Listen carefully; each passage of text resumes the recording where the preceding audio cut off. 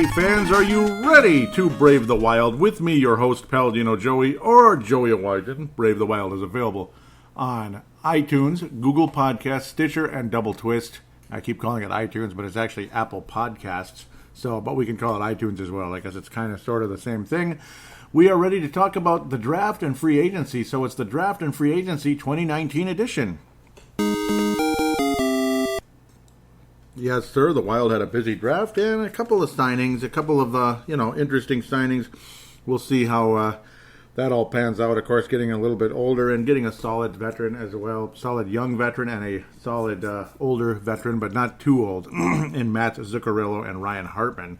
We'll talk about them later. We're going to open things up with the draft per se. A couple of interesting picks here, especially the very first one, NHL draft. I mean, it was what it was. A lot of big-time players moving early, of course, like Jack Hughes, of course, going number 1 to New Jersey. Kako going to the New York Rangers. The Chicago Blackhawks wind up with Kirby Dach. There was even some mock drafts with Kirby Dach slipping to Minnesota at 12, which is kind of weird. Some interesting moves here by a couple of teams, along with Philadelphia and such. Philadelphia ultimately making a move to go right ahead of the Wild. For some reason, this isn't showing it. It's showing Arizona still, which is kind of funny. But Alex Turcotte ended up going to the LA Kings. He was supposed to go to the Blackhawks at one point. One of the more interesting moves, at least a couple of them, Podkolzin, who Michael Russo was hoping the Wild would wind up with out of Russia, who, again, two years until he comes to the NHL, and that's perfectly fine with us. I mean, we're used to it, and plus 18 versus 20. Okay, big freaking deal there. Podkolzin ends up going to the hated, or at least formerly hated, Vancouver Canucks. And then you think that Philadelphia is trading up to get Cole Caulfield, who a lot of people thought was going to slip to the Wild, or hoped the Wild would take at 12. A lot of people thought Philadelphia would take him as well. A guy who's awfully short, in fact, shorter than some of my oldest niece and older nephews, who are still in their teens. Just starting their teens in the nephew's case. That's how short Cole Caulfield is. But definitely a scoring machine, per se, coming out of the U.S. Hockey League. Their U.S. development team, scoring machine, and lots of potential, but very, very short guy. Soderstrom ends up being selected, a lower scoring, solid, stay-at-home defenseman. The third defenseman taken in the draft, ultimately by Chuck Fletcher of the Philadelphia Flyers, trading with the Arizona Coyotes. And then Minnesota winds up with one of the two guys that was probably supposed to go ahead of Minnesota, maybe in the top 10 and such. Minnesota winds up with Matthew Boldy. So there you go. Not a bad pick. It's just unfortunately left shot again, left wing, all that. Yeah, we're going to talk about left, right, left, right, left, right. It's like the Army. Left, right, left, right. But that's kind of how it is. Minnesota stuck in the left shot, left wing deal. Alex Newhook, who was a conversation as well, coming to Minnesota in mini mock drafts, a playmaker. He winds up going to the Colorado Avalanche, so he'll be a nice addition to them. Going to kind of scroll down a bit more. Where Kaliev, a guy who I wouldn't have minded being taken 11th, winds up going to the LA Kings. So the Kings landing a couple of good players there in the first round. Turcotte, who's a playmaker and a chance to be a star, number one center in the NHL for the Los Angeles Kings, and they get Kaliev to play on the right side with him potentially, maybe years down the road. So very interesting. 33rd overall, slipped all the way to day 2, as Minnesota will take a couple of Russians here in day 2, which is pretty cool. Matthew Boldy, we'll look at him some more. And of course, he's going to end up going to Boston College. So not Boston University, but Boston College. So like Alex Tuck, Boston University was Jordan Greenway, so not to get those mixed up. Matthew Boldy, certainly scoring potential. A lot of people like this pick an awful lot. He's not a small guy either, 6'2", about 192. Probably put on some more weight in that frame. April 5th, 2001. You feel old yet? Just a few months before 9/11, and some of us were adults on September 11th of 2001. And yeah, now you have draft picks, 2001. You know, just like the you go into a tobacco store or wherever, gas station, it says 2001. Wow, you have to be born in 2001, whatever, on this date or earlier. And it's like, I'm starting to feel really old. And every year, every draft, I feel older and older and older, as now we're getting 2000ers moving in to the National Hockey League, potentially, and NBA even almost there as well. In fact, yes, there. It's freshmen's in college heading that way. But Matthew Boldy will skate for Boston College next year. It'll be fun to keep up with him. He is from Massachusetts, Millis, Massachusetts. So we'll see. Left winger with a ton of potential. A lot of people like it. Like what he can do. He's got some shifty moves. He's got some strength. He's got the competitiveness, and he's got that desire to get better and better and better. 17 goals and 43 total points for the U.S. National Under-18 team in only 28 games. So he's got something to work with there. That's for damn sure. And the Under-17 team, a couple of years ago, 35 points in 34 games, 12 of them goals. In the exhibition season, rather than the U.S. Hockey League version of the Under-18 team, Boldy had 16 goals and 38 total points in 36 games there. He was a plus 13 in the exhibition level, a plus 14 in the U.S. Hockey League level. So definitely a ton of potential with the young man moving forward with Matthew Boldy. So a lot to look forward to there. The stick handling is there. He's good in traffic. So, I mean, not a whole lot of weaknesses for this guy. And hopefully in maybe a mere year, he'll be skating for the Minnesota Wild or probably Iowa at the very beginning, and we'll see what happens there. Vladislav Firstov ends up coming to Minnesota, second round, 42nd overall, so fairly early in the second round, I guess about in the same spot. And more good news here. This guy's already in the United States, or no, he's not. He's in North America, Waterloo Blackhawks. So nice to have him on board there. He is also a left shot, left wing. Hello. You know, it takes two wings to fly, right? So, have you ever heard that saying? It takes two wings to fly. Never mind. Left winger, left shot, 6'1", 181. A little bit smaller guy, but certainly got the scoring potential. A lot of people really like this guy. He's already in North America. That's the good part. 58 total points for the Waterloo Blackhawks of the U.S. Hockey League. 26 goals. Oodles of potential. And a guy who could be here in maybe 2 years or something. We'll see what happens, how he develops. USL, maybe OHL. We'll see what happens with him in the future here, in the not-too-distant future. Maybe he just sticks around in the USHL for the moment.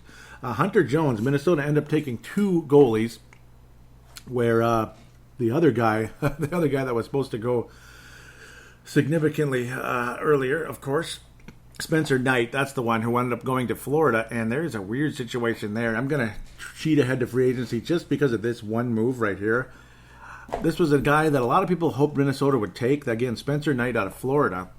Well, winds up going to Florida. Pardon me, the U.S. Hockey League, all kinds of potential. Winds up going one pick after Matthew Boldy in Minnesota there to the Florida Panthers. It's like, okay, well, Florida's got their goalie of the future. Is another big guy with a lot of future. He could probably fill out his frame and get even better and all that. Goals against average under 3 the last couple of years here. Tons and tons of potential. 15-1 record during the season in the USHL level. And then in the exhibition level, 17-3. I mean, goals against average less than 2.5. About 2.33 when you combine the two categories there. Wow, oodles of potential out of Darien, Connecticut. And the Florida Panthers, what do they do in honor of drafting Spencer Knight 13th overall and naming him as the goalie of the future? They signed Sergei Bobrovsky from the Blue Jackets. Okay, so sure, yeah, sign this veteran guy to kind of, lead the way for now and let Spencer Knight take over in a couple of, 7 years, $70 million. Sergei Bobrovsky. 7 years, $70 million. For Sergei Bobrovsky. Doesn't make a whole lot of sense, does it? But that's pretty much what's taking place at this moment. So definitely a confusing decision by the Florida Panthers. We'll quickly move on back to Minnesota because that's all that matters, damn it. Kind of. I mean, I love what Matthew Boldy brings. First off, should be interesting. But again, Minnesota took two goalies ultimately at the end of the day. Hunter Jones selected by Minnesota in the second round. The Minnesota Wild would trade up for this one. Out of the OHL, Hunter Jones from Brantford, Ontario, another monster, 6'4", 194 pounds. Again, the frame will fill up probably over the years. 18 years old, he'll turn 19 on September 21st. Not the best numbers of all time in the OHL for the Peterborough Petes, but of course, it's all about potential. There was the Ontario Junior Hockey League. He had a little bit better numbers. Goals against average 2.74. But as he moved up to the major OHL, 5.14 in 17-18. In this past season, 18-19, 3.31. He did have a win-loss record of 28-24, so winning record, goals against average of 90, basically 90.2, where he had about a 92% save percentage for the Stouffville Spirit with the juniors a year before. Actually, that was 2 years before, pardon me. But, well, let's see what happens. 3 shutouts last year for the Petersboro Petes, by the way, for Hunter Jones, as he is moving on into college as we move forward with him.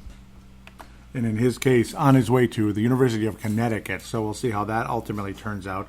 Sorry if I'm getting a little too quiet here. Pardon me, kind of moving around here, trying to figure, kind of putting things together as I go here. With the mouse stopped working on me for the moment, so apologize for that. Just a temporary thing, though. Adam Beckman, third round, 75th overall from the Spokane Chiefs, WHL. He's another interesting candidate, left winger again. I should just say, everyone say it with me. Left shot, left winger, right? Left shot, left winger. Okay? That's all you got to say about it. WHL, more of a goal scorer than a playmaker, but at the same time, it's actually fairly even. It's nice to see his goal scoring capabilities, at least at the WHL level. 32 goals, 30 assists in 68 games, 62 points. He was a plus 19 for the Spokane Chiefs. Another guy, people pretty happy about that one. Thought he was a little bit of a sleeper, along with the defenseman that came to Minnesota later on in this very, very, very draft. So we'll continue to move forward here.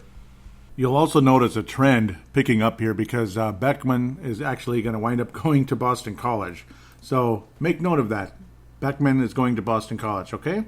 So now with the Wild not having a 4th-round pick because of the trades and such, trading up and all that, and other trades during the season, 2 6th-round picks ultimately, 2 second and 2 sixths. So no 4th-round pick. Minnesota moves on to round number 5 and pick Matvey Guskov, who also is ultimately from Russia. Minnesota actually has 3 Russians in this draft, which is pretty cool. The London Knights, OHL, 59 games played, 12 goals and 19 assists, plus minus of 12. There you go, again, a plus 12 there. 149th overall.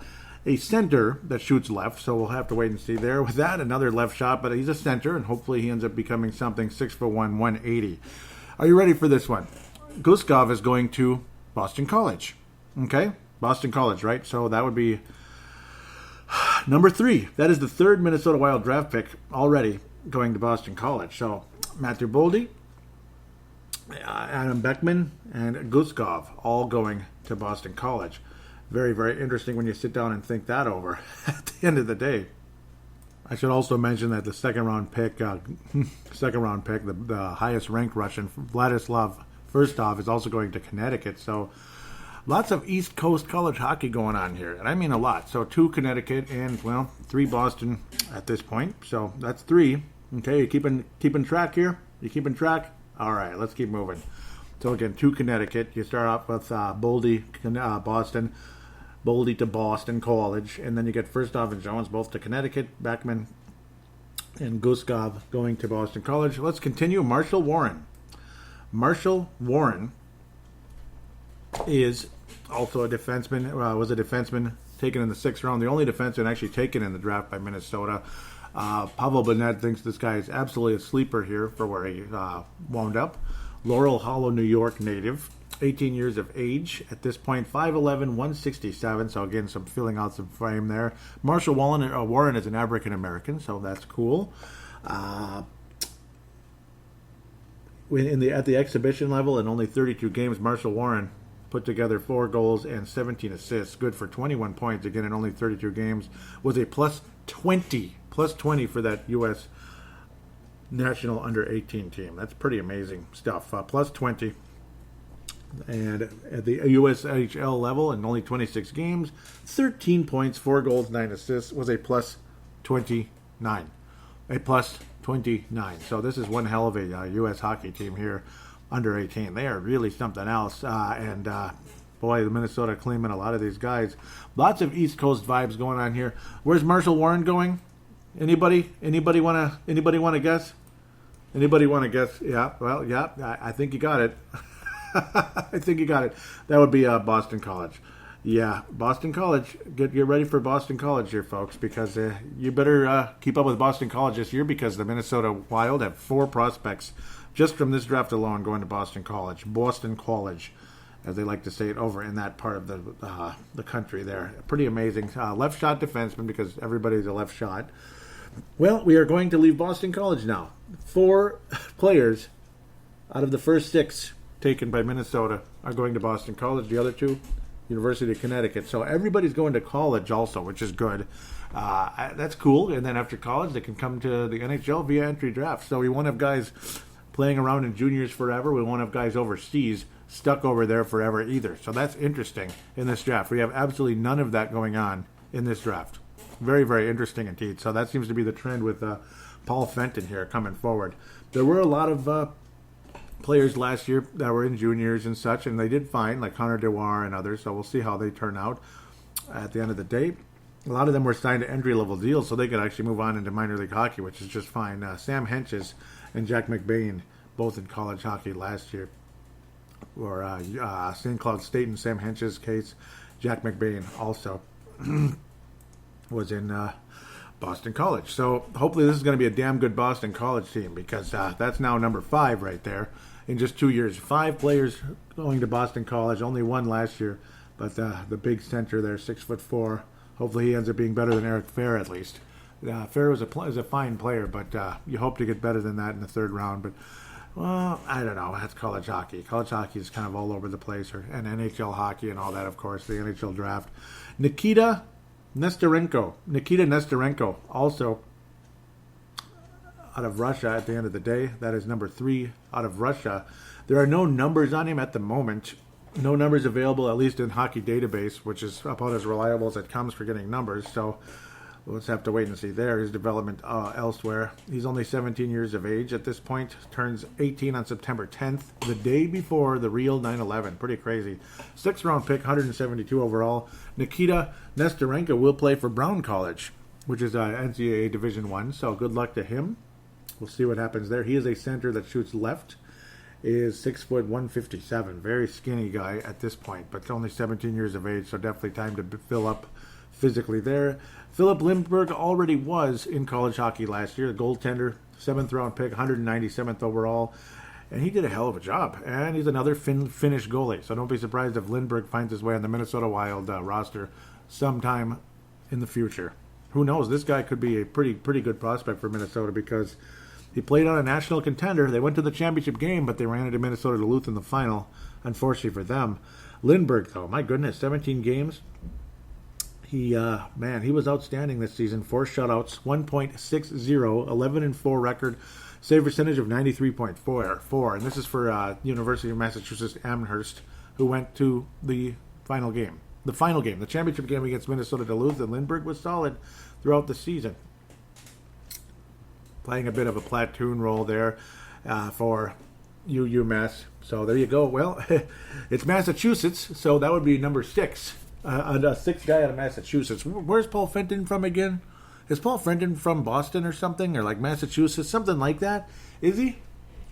No, he's not. There's no way possible that there's no. Yeah, actually there is. There's a connection there somehow, some way. But you know what? Good for him. And hopefully he took the right people here. And if it's all a big fat wash, then great. But, well, you want to watch Boston College, you'll be seeing a lot of Minnesota Wild development there. It'll be like a development camp right there during the course of the season.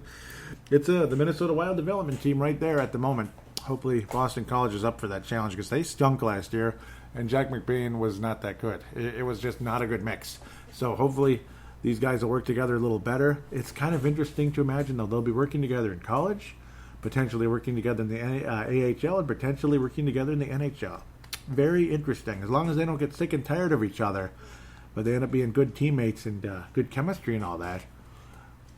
This is either genius or flat out stupid. We'll just have to wait and see how this turns out. But interesting to note that it's Boston College mania over for the Minnesota Wild at the end of the day. By the way, I should mention, depending on when you're listening to this, happy July 4th. It is July 4th as I'm recording right now, and similar to last year, the clouds are kind of dark right now, but it's not actually raining this time. and my knee doesn't hurt as much. But it is humid as F-bombs, just like it was last year at this time of year. Again, this was now, 2012, so 7 years to the day, Minnesota Wild signed a couple of expensive players that are still on the roster for 6 more years. So, yeah, I think if you're listening to this episode and you've paid attention to the Wild even a tiny bit, you know who those guys are. So it's not necessary that I mention their names at this point. Interesting draft, though. It's kind of cool that you took 2 goalies. Lindbergh could be a real interesting one in that 7th round. You just never know. And, well, I mean, hopefully it's good that the Wild have built up some competition now between the pipes. You got your Matt Robson, you got your Capo Kakinen, and now these 2 guys, along with the other one too, that Biarbo out there as well, who's kind of floating around in the development camps and such. I've heard very good things about the guy we took last year, Philip Johansson, in the 1st round. Not a lot of people, again, remember there was that whole, what the hell? But you know how the NHL draft can be, and how they were advertising it last year. 2nd round and all that, 2nd round, 3rd round, 4th round, where all these stars were taken, like the Jamie Benns and such, were taken in the middle rounds of the draft. So maybe, hopefully, Philip Johansson ends up being that kind of guy, despite, oh my God, why would you take him in the 1st round, blah, blah, blah. He was supposed to go in the 2nd or 3rd round, and who the hell is he? They don't even know who he is over there, for the national team. They don't even know who he is.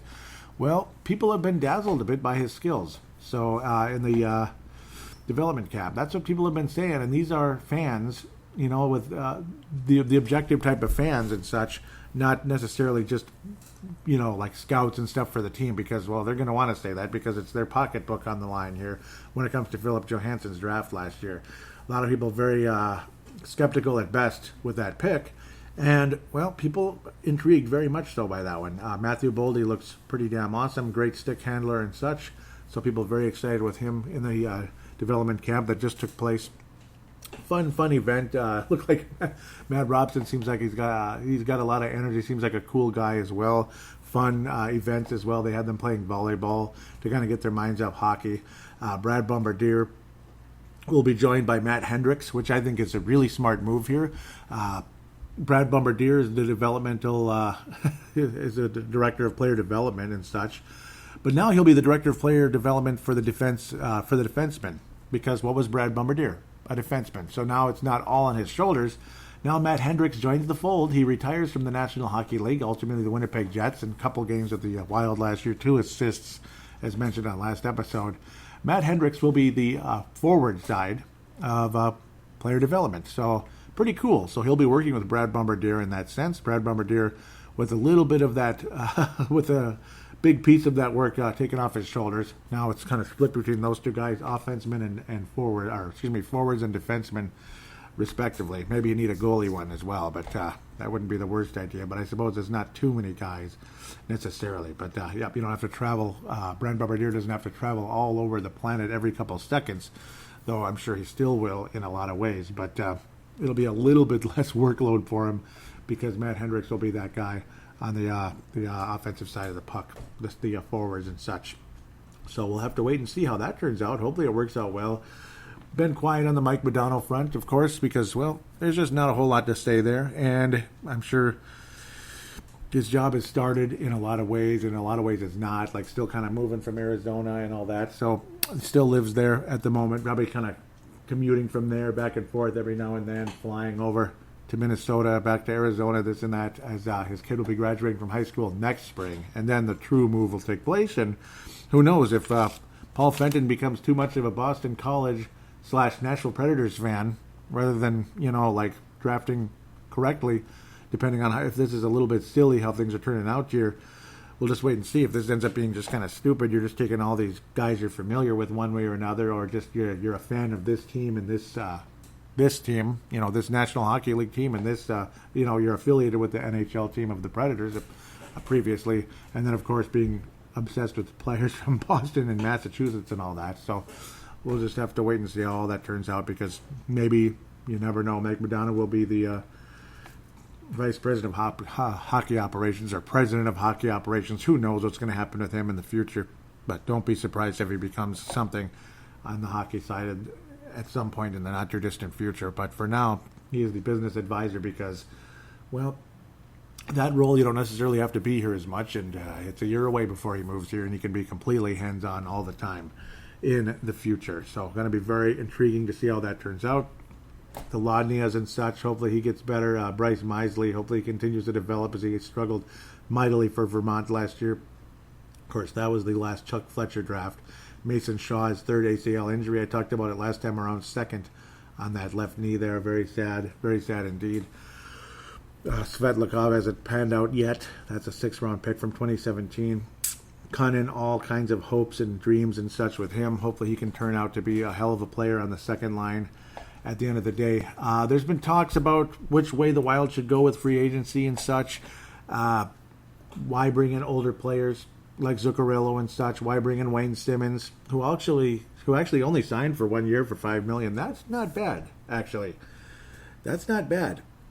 That's not bad at all. 1 year, $5 million is not bad for Wayne Simmons. That might have been a good deal there because it's 1 year. You don't have to go crazy over it. Let's look at the top free agents here as we slide into that, and then we could kind of discuss what the situation is, the depth chart and such for the Minnesota Wild, including some other pieces and such along the way. Anthony Bitetto has become an unrestricted free agent, so that was of July 1st. Hopefully the Wild don't bring him back. We'll see what happens. A couple of minor league / NHL fringe guys, Luke Johnson, Gabriel Dumont were brought in before I talk about the main ones. Both of them centers. 1 assist so far for Luke Johnson last season. For the Chicago Blackhawks in only 15 games, he was drafted in the 5th round by the Blackhawks. So Minnesota signs him, and we'll see what happens with him in the minor leagues and such. Still got some time, hope in his case. I'm not sure. Gabriel Dumont sounds like he's from. Yeah, I'm just kidding. Another 5th round pick. This one was from the Montreal Canadiens. He's a right shot center, 5'10", and well, he has been in the league a little bit. He's had a cup of coffee here and there. 3 games in 2011-12, 10 games in 12-13, 3 points that year, nothing of double digits in 39 games for the Tampa Bay Lightning, one of the better teams in the league, 16-17. Maybe they weren't great that year, but they were pretty good. If I remember, they got to the conference final, 4 points. So not much of a whole lot of production for a right shot center there. So I don't know. The hopes aren't too high. He'll probably be a nice veteran for the AHL as certain players have moved on. Other players coming back to the Iowa Wild. Nico Sturm, don't be surprised if he winds up in the AHL next year, but who knows? He's going to try to make the NHL. Only 9 points in 87 games so far for this guy, Gabriel Dumont, and the look on his face shows like that, yeah, I am here. I guess I'm here. Who knows how long you're going to keep me? I'm kind of not getting the job done so much. Luke Johnson, a little bit younger. Definitely younger. I'd say 4 years younger. Still a chance for him. Still a chance for Luke Johnson, and I hope for his sake he can pan out. That would be great. Let's look at how he has done so far in his earlier days and such. He barely made it to the NHL. He is from Grand Forks, North Dakota, and yes, as I figured, he did play for the University of North Dakota. I thought that was familiar. 24 points was his best season as a sophomore, in 14-15. But, yeah, he at least got into the 20-point range. Kind of a slightly above-average college player. At the end of the day, more of a penalty minutes, kind of a bulk type of guy. So, again, the good part about him is you could probably call him up and put him on the 4th line as long as he's productive in the AHL.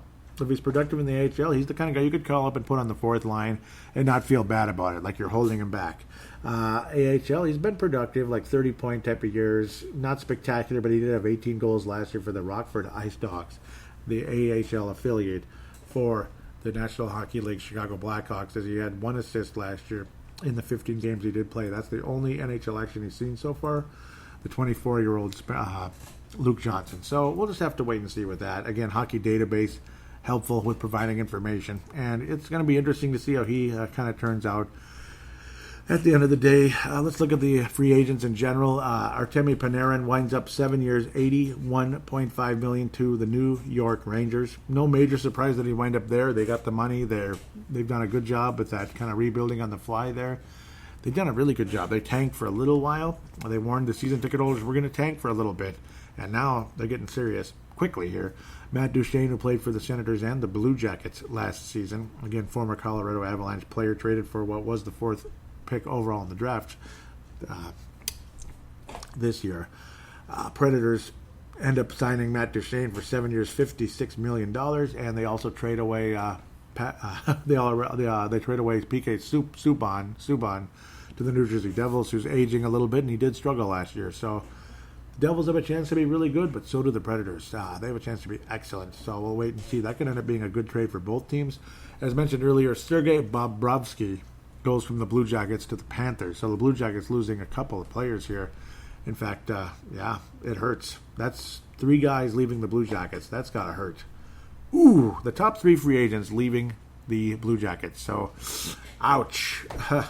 Panarin leaving the Blue Jackets. Duchene, after that trade, was a nice, valuable piece last year before they ran into the Boston Bruins in the second round. And yeah, Sergei Bobrovsky, who is only okay, I thought. I think they could do better, probably. And 7 years, $70 million to the freaking Panthers. I don't know what the Panthers are doing there. $7 million a year will go to Joe Pavelski, as he does leave the San Jose Sharks. He wanted to go back, but it just didn't happen. That's a cheap deal there. Another one. Not Pavelski's deal. That's kind of expensive, but it's only 3 years, so that's the good part. $7 million a year on average. Corey Perry also will go to the Dallas Stars. 1 year, $1.5 million. That's a very cheap deal. It could have been a nice right wing piece here in Minnesota. You know, why not? Why not go in that direction instead of the direction we went? I don't know. And wow, it's raining again. I can't believe it. If we had a couple, maybe a full day of no rain, here is a little bit of rain again. Just like last year. It's just, it's like deja vu. I got distracted by that. I apologize. But no, Corey Perry, $1.5 million. Wouldn't have been a bad idea for Minnesota. Robert Lehner will leave the New York Islanders. Ouch. And goes to the Blackhawks for 1 year, $5 million. Interesting. Lehner had a hell of a year for New York Islanders last year, but I guess they're going with Greasy, the German guy there in New York, at least from what it appears. Wayne Simmons, again, goes to the Devils. 1 year, $5 million. Devils might have a chance to have a little win now action going on with PK Subban and Wayne Simmons jumping on board there. The remainder of that big contract for Subban. The 8th-ranked free agent is Mats Zuccarello. He sounds very familiar. A guy I always talked about when the Wild would play the New York Rangers and, of course, the Dallas Stars after he broke his arm immediately. His first game with the Dallas Stars, trying to block a puck. You're blocking it head-on like that with your arms?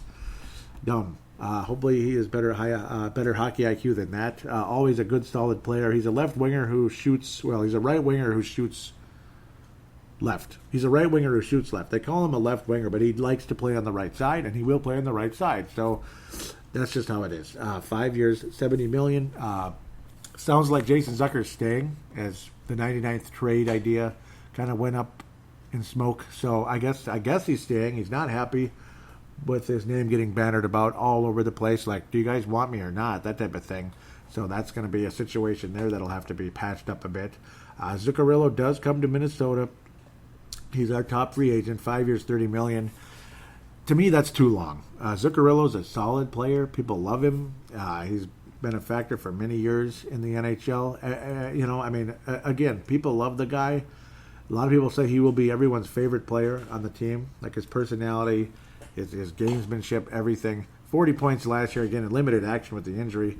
His size is not good. The Minnesota Wild were very excited about, especially Paul Fenton, per se. He is the representative of the Wild when it comes to the player personnel and all that. Very excited about the size of the players the Wild drafted. Like, everybody was taller than Paul Fenton. That's what he wanted. He wanted all these tall guys, which is good. It's good to get size because size matters and this and that. Zuccarello's 5'7", 5'8". So, all right. Again, the size thing. People are gonna make fun of that. Zuccarello extremely popular though with the New York Rangers. The legendary Lundqvist, Henrik Lundqvist of the New York Rangers, who's been there forever, got them to the final, got them to the conference final, this and that. Unfortunately, no Stanley Cups with that club. Both of them Norwegian, and Lundqvist, a bit extremely sad, was literally crying when Zuccarello got traded to the Dallas Stars. So unfortunately, off he went, and now he's a Minnesota Wild player. Oslo, Norway. Oslo, very familiar place. That's the biggest city in that part of the world when it comes to Norway and all that. what a very great guy, very popular, smart player, solid player. The team will love him, the fans will love him, blah, blah, blah. So that's the good part, a likable personality that can hopefully bring up a locker room that has been pretty toxic of late. So Zuccarello, despite the fact he's getting a little bit older, he's turning 32 in September, which is just in time for the season. He's starting to get a little bit older. And you got 5 years remaining, so we're talking 38 years old when it's all done. So 38 is 38, 37, pardon me, years old when it's all done. 37 when the contract's up. $6 million per. That's kind of expensive, but again, he's a very, very, very productive player who kind of does it all.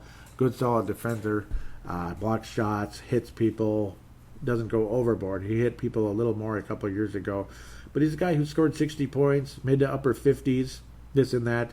Last year, again, 40 points in 46 games. That's extremely productive. 48 points, 48 games, 40 points, pardon me. Extremely productive in very limited time there. Was extremely good for the Dallas Stars in the postseason. So that's the good part. Still in his prime, per se. You just hope that prime doesn't run out too quickly. And when you block shots, don't block with your arms, okay? I can't believe he did that, actually. It was just like, huh? Did he really do that? Just bad luck, bad positioning, just not thinking in that split second. I suppose we have all done weird stuff like that. We're like, why did I do that? Why the hell did I do that? I just blew it now. Now I'm done. Now I'm out for a long time.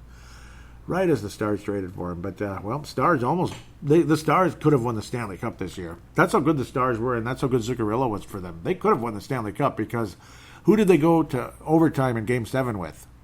The freaking Blues, the Stanley Cup champion St. Louis Blues, who I'm going to give a huge shout out right now. Huge shout out right now. And I should have mentioned it at the beginning of the show, but kind of too excited to talk Wild here, I suppose. Let's go Blues. Oh, yes, that Jeff Ponder that I mentioned on the last episode who tweeted me and all that.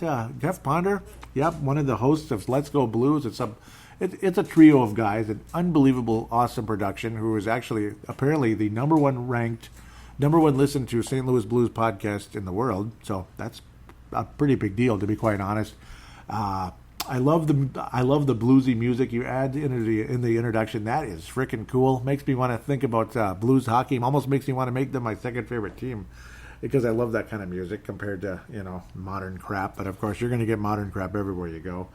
But no, the Stars lost to the St. Louis Blues in Game 7 in overtime. So just imagine if the Stars got past the Blues. They probably would have gotten to the final, and there's a pretty good chance they might have won. Stars versus Boston. But who knows? If they could take St. Louis that deep, who knows? That would have been an epic series as well, just like the finals were. But Let's Go Blues. Do check that out. And important as well, I went on the show. With Jeff Ponder. What a great guy. The hockey passion between the two of us is elite. I mean, we love the game so much. I believe we're in the same generation of Generation X. We're not millennials. We're not, certainly not Gen Z, but we're not millennials either. Grew up around hockey and all that. Just love the game. Love the players of the past. Love the players of the present. Love the players of the recent past, but the long past as well. The North Star days. It's an awesome show. It's called. It's a series they started last year with all the teams throughout the league, podcasts throughout the league, like, of course, the Teal Town podcast, San Jose Sharks. Apparently, Chris Stortz and the Teal Town podcast recommended me to Let's Go Blow. So that is unbelievable that they chose me out of the other Minnesota Wild podcasts that float around out there. This is the oldest Minnesota Wild podcast. In fact, it's one of the older podcasts out there these days. This one, along with Purple Mafia and Timberwolves Explosion that I do, we all started in 2008. Huge show, old school show is what I'm trying to say. Been around a long time, but Let's Go Blues is pretty old school too, going back to 2011. In the podcasting world, 2011 is old school.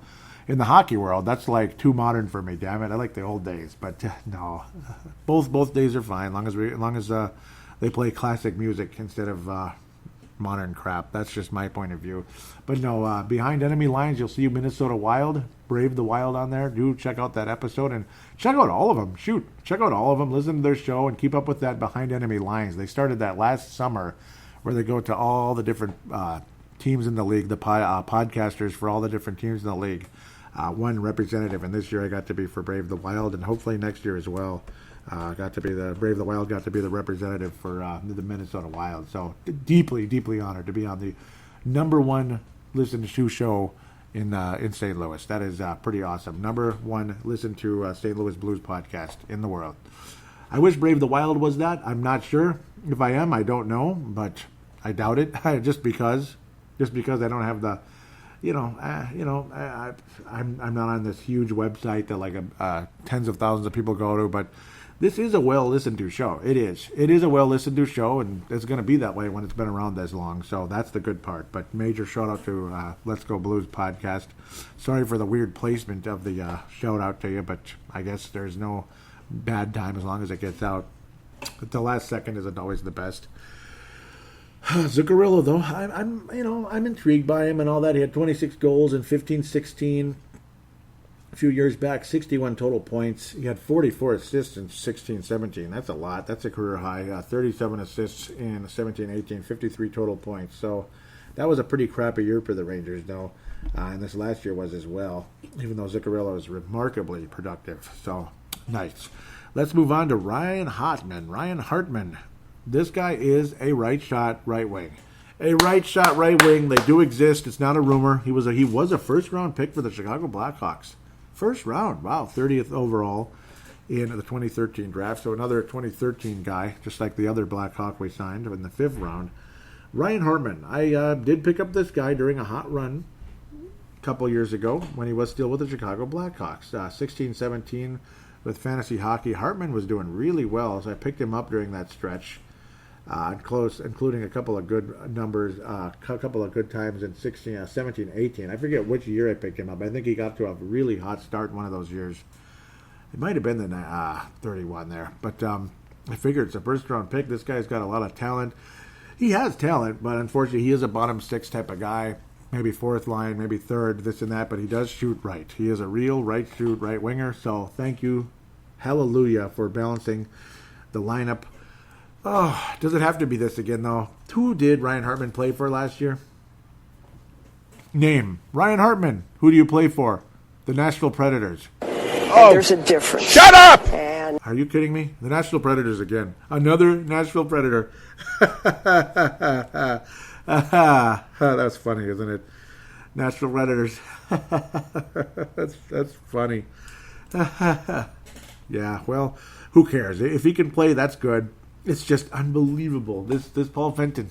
Nashville. Did Mats Zuccarello play for the Predators, or did he go to Boston College? Oh, but he played for an East Coast team. But okay, whatever. We'll let that one go. I don't think Zuccarello had anything to do with Boston or with with Nashville Predators. I don't think this guy did. In fact, he was undrafted. So what a hell of an undrafted free agent he was for the New York Rangers back in 2010-2011. You know what, Rangers? Good job. 355 points in 511 games. Not bad. Plus 40 throughout his career. Plus 40 throughout his career. That's when you add everything together. It looks kind of weird, but the Rangers were very good in the early stages of the 2010s, we'll call them, the 20-teens. So pretty cool there. Those are your major free agent signings. The other two I mentioned, the younger, not younger, but the lower ranked ones. Anthony Boteto becomes unrestricted. Luke Johnson and Gabriel Dumont. I think Luke Johnson is more likely to wind up on the Wild roster at some point. Nate Prosser is off to the Philadelphia Flyers organization. Matt Reed also on his way out. He's become an unrestricted free agent. I don't think he's coming back. I'm guessing he was a little bit frustrated with how things went last year. I think he thought he was going to wind up on the 4th line last year at the right wing, but we kept going with JT Bleepin Brown most of the year. Because of the way the contracts were set up. That's why. Stupid. But it is what it is. I don't think JT Brown has any chance of being on the Minnesota Wild next season. No way. You got Jerry Mayhew, whatever you want to call him, and of course Ryan Hartman. So guys like that who are more productive. 19 goals just a couple of years ago for Ryan Hartman. So, and that was not a very good Blackhawk team, by the way. So don't forget that. He's got some talent. I like Ryan Hartman. So that was a really intriguing signing. I was thinking, wow, Ryan Hartman, cool. But he has settled into a bottom 6 role, and he's really good at it. He's really good at it. Brings the grit, brings the effort, loves the game, blah blah blah. Brad Hunt also inked to a 1-year contract. That's the good news there. I'm happy that he is in the mix. Varlamov ended up going to the New York Islanders for 4 years. That's interesting. Anders Lee also, again. When we were talking about Anders Lee and again, I apologize that I'm jumping around a bit here. 7 years, $7 million per. No, too expensive and too long. So I'm glad the Wild did not get Anders Lee. God bless him, but I'm glad we didn't get him. At least the Blue Jackets got Gustav Nyquist. Actually, pretty good player there. Went from the Red Wings to the Sharks last year. 4 years, $22 million. So at least they got him. That's a good signing. He's not the youngest guy in the world, but okay. Peter Mrazek, that backup goaltender, he's stuck with the Hurricanes for 2 years. Well, backup / starter, $6.25 million. Brett Connolly went from the Caps to the Panthers. Wow, Panthers with a couple of signings here. 4 years, $13 million. That's not too much. Brendan Tanev went from the Jets to the Penguins, 6 years, $21 million. Cam Talbot, a guy who'd been so mediocre and so up and down. Oilers, Flyers, the last year or so. 1 year, $2.75 to the Calgary Flames. Okay, that's interesting. Dion Phaneuf remains a free agent. Justin Williams remains a free agent. Filipula leaves the New York Islanders for the Red Wings. $3 million per there in the 2 year stretch. Jonas Donskoy goes 4 years, $15.6. Jason Spezza, the old Wiley veteran, leaves the Stars for the Maple Leafs for $700,000, and there you go. So the Oilers and the Flames kind of trading here. Talbot was on Philadelphia in the second half, so I guess it's a long-term type of trade, a trade to make a trade. Mike Smith leaves the Calgary Flames to the Oilers, to go to the Oilers for 1 year, $2 million. Okay, those are two teams, I don't know what they're doing. As good as the Flames are, I don't know, their goalie situation is weird, and Oilers, I have no freaking idea what they're doing. Curtis McElhinney, who was awesome for the Hurricanes last year, leaves for $2.26 million in just 2 years. So, for the Tampa Bay Lightning, interesting move there. Andre Sekera leaves the Oilers for the Stars, 1.5. Tyler Ennis, former Minnesota Wild player, of course, leaves the Maple Leafs, so he's not making $5 million a year anymore, or 4.8 or whatever. Goes to the Senators for $800,000 1 year. Noel Hakari leaves the Bruins for the Panthers, 3 years, $5 million. Nathan Barreau, 1 year, $1 million. Thomas Vanek unshined, because I'm looking at Luke Shen here. Ducks and Canucks, 1 year, $700,000 to the Lightning. Okay. Richard Panik, there's a familiar name from the Coyotes. He goes to the Capitals, 4 years, $11 million. Ryan Hartman, Keith Kincaid leaves the Devils / Blue Jackets for the Canadiens. Oh, God. Montreal Canadiens, 1 year, $1.75. Oh, God. That's a joke. Offer sheet from Montreal, matched by Carolina. Sebastian Aho stays in Carolina. No surprise there. 5 years, $42.7. I guess he was worth a try, Montreal, but not a huge surprise there. I mean, they're not going to let him go. I swear I'm missing something, but that's okay. I think that's about the gist of it. Well, Brad Hunt. Brad Hunt was signed for 1 year, about $750,000. One-way contract, so he will make a $700,000, and he will be with the Minnesota Wild he'll probably play on his offside. He's a left shot, but oftentimes he'll play on his right. So because the left side is pretty full, unless people get hurt, this and that. And let's leave Anthony Potato out of it, okay? Just forget about Anthony Potato. Nick Steeler, third pairing with Brad Hunt, okay? Can we please just leave it as is? Stop screwing around with the bleeping lineup, okay? Oh my God. So we'll look at the roster here a bit. What you'd like to believe is the depth chart. I don't even know if this is accurate anymore. Greg Bleepin Pattern is still on the roster with Nick Steeler, Brodin and Spurgeon, Dumba and Studer, so that's all the same. Zuccarello looks to be on the right wing with Stahl and Parisi. Very interesting combination there. Koivu with Fiala on the right side. Zucker on the left if he doesn't get traded. Victor Rask will be on the fourth line. They're still saying JT Brown. Screw that, okay? At this moment, Yul Eriksson could center the third line with Hartman and Foligno, depending on how things go. And, of course, this is leaving out Donato and Greenway, so that's not accurate. It's just not. Nico Sturm and Victor Rask will be vying for time, along with Yul Eriksson. So that's a big problem, unless you want to move Victor Rask to the wing, which I don't know, man. I mean, you can put him on the wing, but he shoots left. Oh, goody. Yeah, we really need another left shot, another left winger. why'd you trade for this guy anyway? But it was the only way to get rid of the evil Niederreiter.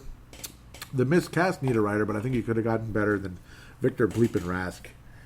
Fudge knuckers, man. They could have gotten better than that. Oh, boy. That is an albatross. It's not the worst contract of all time, but it's pretty bad.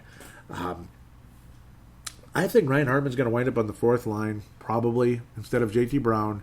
And then you'll have Greenway. Boy, it's tough because of the... Yeah, you'll have Greenway on the third. I wouldn't be surprised if it's Ullmark center, Hartman right, Greenway left. Foligno will be on the left for the fourth line, along with Victor Rask and Ryan Hartman.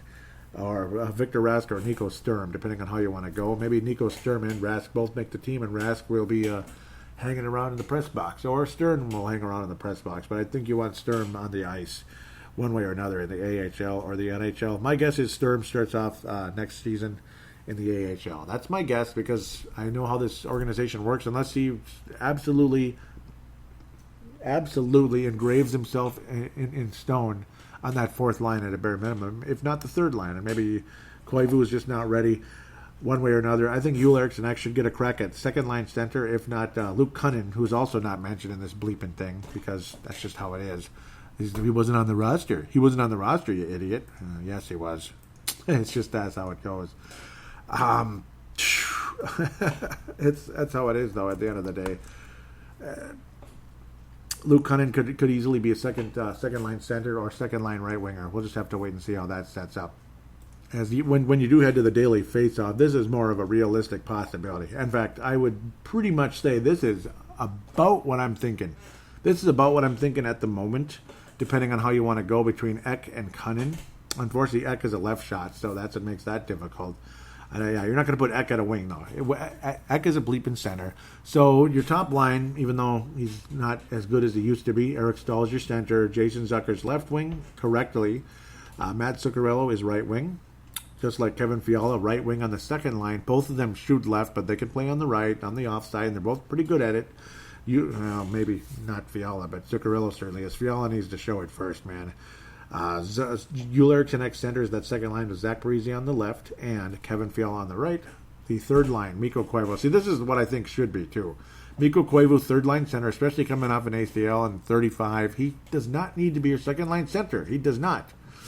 Jordan Greenway left, Luke Cunnin right. That's actually a really, really good line. So Koivu would have nothing to complain about with those guys with him. Skill, strength, defense, offense. That's an awesome line. In fact, that might be the most complete line out of the whole damn lineup. It might be. Zuccarello, and Zucker are pretty fast. Stahl is slow, so that's an interesting combination there. But Stahl will have two guys working with him that are very quick that can help. That speed may help, and Stahl could get a ton of assists that way, possibly. But, of course, again, you got to worry about the offside rule and all that, which could be a huge problem, slowing those guys down in a situation. But Stahl definitely has a chance to get some assists with those guys regardless. That's a tough situation. You wish you could get a faster center that could keep up with them because, well, not thinking either an offsides call because, we all know that rule already. Victor Rask would center the fourth line. Ryan Hartman right. Marcus Foligno on the left. Again, that's probably your fourth line. Unless Sturm turns enough heads or, again, Rask just sucks so hard they can't put him in the lineup. So that's where things go with that. I'm already longer than last year, which is kind of funny. We'll look at a couple things on Facebook and wrap this up, though. That's pretty much all there is to say about free agency at this point. I probably went a little too long on it. The draft, okay. You got some size, a lot of left shots, one right shot, blah, blah, blah. It is what it is. Apparently there was a 6.6 quake in Southern California. Interesting. So, not quite the big one, but not small either. There is no small earthquake, is there? So, at the end of the day, going to look at the Facebook page a bit here, see if there's anything people have been saying. Twitter's been pretty quiet other than Jeff Ponder back and forth, a little bit of conversation, and maybe one or two others. I hope that'll pop up here. So we'll go to the the Twitter account, @BraveTheWild. Can't thank you enough, those of you that have been in contact with me since then. So far most of these mentions are just I'm in a list of shows that we're on. So again, do check out Let's Go Blues, Apple Podcasts, Google Podcasts, Stitcher, Double Twist, all those different applications that do podcasts and such. Let's Go Blues, Behind Enemy Lines is what it's called during the summertime, where you get all these different shows that he'll interview, talk about the past, the present, this and that with their teams and the past history with the Blues. Looks like there's going to be a Boston Bruins one coming up real soon. I'll talk about the Cup Finals. Podcaster with Podcaster. Again, thanks for everything, Jeff Ponder, for being a part of this. It is a gigantic honor. Love it very much. Thank you again. So, he was saying the latest Behind the Enemy Lines is up for your listening pleasure at Brave the Wild. Drops in to talk Wild and North Stars, as well as Mike Yeo, Pavel Dimitra, and the numerous playoff matchups. Check us out at Apple or Google Podcast, as well as below. So, all those different other possibilities. I did retweet it. So do check it out. Or did I? I thought I did. I think I did. Well, I retweeted it again. I must have retweeted a different thing. But, again, awesome. So I retweeted it again just now. Love it very much. Thanks again, guys, for the thanks for the honor, Jeff Ponder, for being a part of that show. It was spectacular. Do check it out. Keep up with it, indeed. So trying to get to the page here. It's been struggling and screwing around and all that. Some of these are repeated posts. Let's see. Oh, there's one. Okay, so there's a couple conversations that pop up, I believe. There's your development roster and all that. All the guys from Nicholas Boca all the way up to Matthew Boldy. Pretty exciting. I enjoyed it very, very much. There was some conversation in here. Chad Swanson looked like he commented a bit here. Yeah, they're talking about a couple guys. This is the Brad Hunt deal, $1.4 million with Brad Hunt, $700,000 AAV. Johnny Russell says seems like a great deal, and I agree very much with him there. There's a group of youngsters. I posted a group of the youngsters and such, the draft, where they're from. Lots of Americans and such, and lots of Russians. Michael Holzer says the Subban trade was huge, and thank God he's out of the Central Division, and I agree with that very much. Michael Holzer did not respond to anything else there, so hopefully everything's cool with you, Mike. Good to hear from you there. Sebastian Barton locally says Nashville is retarded, and I was like saying, yes, they are. I can't believe they traded Subban like that. It was pretty dumb. So, yeah, but, well, I wouldn't even say it's dumb. They wanted to get out of the contract. Jason Zucker did get the King Clancy Award because of his community work and such, so congratulations to him. Jason Zucker did get the King Clancy Award. Again, this is facebook.com/bravethewild.minnesota, or just look up Brave the Wild and find the page and join it if you could. A couple of loves from people that when I released the show there. Thank you guys very much. State of the Wild 2019, episode 210. This is episode 211. The Wild have been chasing certain guys, but at the end of the day, that's pretty much everything. I'll go up a little bit. Yep, we took Matthew Boldy. There was another conversation further up, though, about the free agency moves here with Zuccarello and such. But I got to think Donato and all the Belpedio guys like that, they're going to definitely compete for positions. We'll talk about that in the next show a bit more. It's going to be very interesting, of course. You want those guys in the NHL. They're due. Some of them, obviously, Donato and Greenway, they need to be in the NHL along with Cunnin and Ularchenek. Every one of those guys should be in the NHL unless they're extremely frustrating. That's the only reason you'd consider not going that direction. Jim Poulton, this was after the Wild acquired Zuccarello and Hartman, was saying every home game is a sellout and merchandise sales are booming. Don't expect to see the Wild even remotely close to a Stanley Cup Finals series for many years to come. Sorry, but it's the truth. So he was basically kind of making fun of the Wild in terms of how, wow, they just every game's a sellout and merchandise is booming. But yeah, a lot of the moves are just kind of staying above water, and that's about it. Not really trying to make a big move forward or, like kind of letting things kind of drop off, and then you catch up in time, which wouldn't have been the worst thing ever.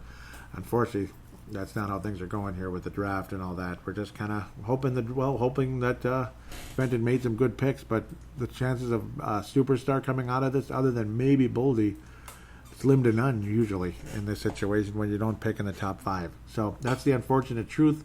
we'll get to a new show in the next few weeks here, maybe the end of July, early August. I try to kind of catch up and such with draft, free agency, mostly free agency conversation and looking into the season. Those are always fun episodes to do. With that, I wish all of you a very happy July 4th, and just like last year, I'm going to hit to the lakes and cool off here. Luckily, the rain was very short. Last year it was pretty long, and it's earlier in the day than last time around, too. So that's the good part. And my knee doesn't hurt as much. I'm touching the knee right now, and it feels pretty good. With that said, I hope, I covered everything to this point. The draft, the free agency, the Wild situation is, they're kind of a bubble team, and I don't know, being a bubble team sucks because you're kind of stuck in the middle, and that's pretty much where we're at right now.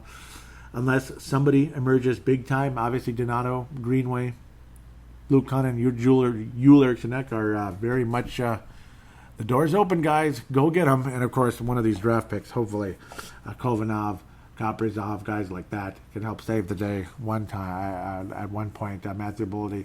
We're going to be watching a lot of Boston College next fall. That's for sure. Got to keep up with those Boston Colleges right there, those Terriers. So it's going to be fun to keep up with them. Hopefully they go all the way and they get their national championship, and as long as it's not against the Gophers. And, we'll be signing a couple of those guys to entry-level contracts, and bada bing, bada boom, let's roll. Until then, until the next couple of weeks here, take care, everybody.